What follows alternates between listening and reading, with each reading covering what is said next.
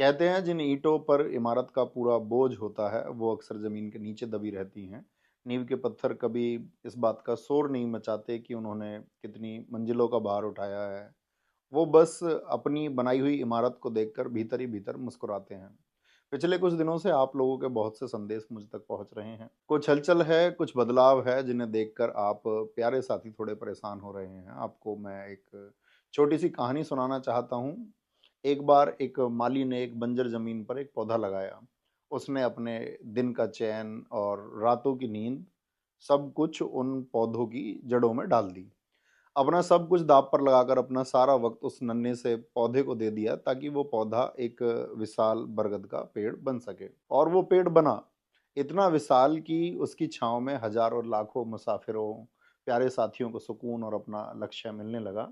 जब पेड़ घना हो गया तो जाहिर है कई परिंदों ने भी आकर उन डालियों पर अपना बसेरा बना लिया। लेकिन समय के साथ जब हवाएं बदलती हैं या कोई और जंगल ज़्यादा हरा दिखने लगता है तो कुछ पक्षी उड़कर दूसरी डालियों पर चले जाते हैं।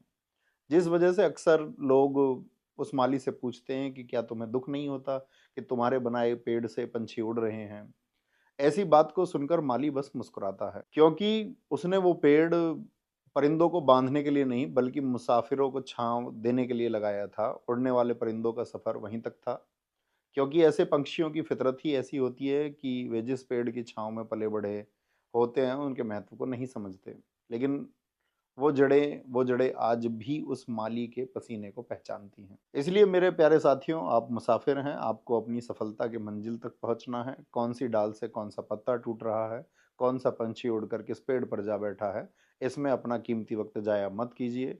मैं आज उस मंच के माध्यम से आप तक नहीं पहुंच पा रहा हूं, क्योंकि अब मेरी राहें आपके हकों की एक बड़ी लड़ाई की तरफ मुड़ गई हैं।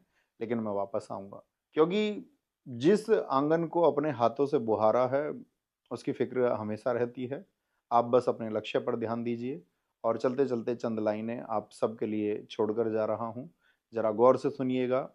मैंने तो एक छांव चुनी थी धूप में तपते पैरों के लिए, वो दरख्त लगाया था मैंने बस आने जाने वालों के लिए। अब शाखों से उड़ते पंछियों पर मैं भला क्या मलाल करूं, जो अपनी फितरत से मजबूर उन पर क्या सवाल करूं। हमें कोई मलाल नहीं दरख्त की किसी साख के खाली हो जाने से। हमारी फिक्र तो बस इतनी है कि कोई मुसाफिर, कोई प्यारा साथी ना भटके अपने ठिकाने से।